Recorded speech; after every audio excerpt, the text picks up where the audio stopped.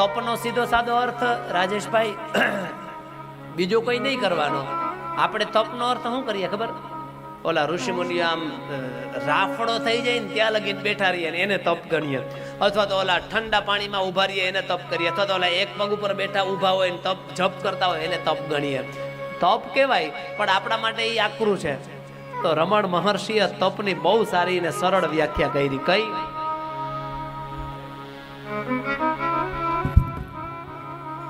આપણું કામ આપણે આપણી હાથે કરી લઈએ ને એનાથી મોટું તપ આ દુનિયામાં બીજું કોઈ નથી.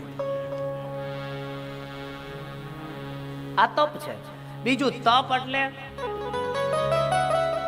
આપણે આપણા શરીરની સુખનો વિચાર ન કરતા બીજાને સુખ આપવાનો પ્રયત્ન કરીએ, આનું નામ તપ.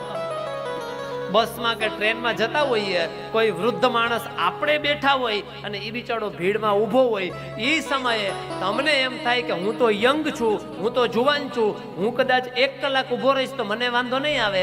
તમે ઊભા થઈ જાઓ અને તમે તમારી સીટ વૃદ્ધને આપો ને, આના જેવું તપ આ દુનિયામાં બીજું કોઈ નથી મહારાજ. આ તપ છે.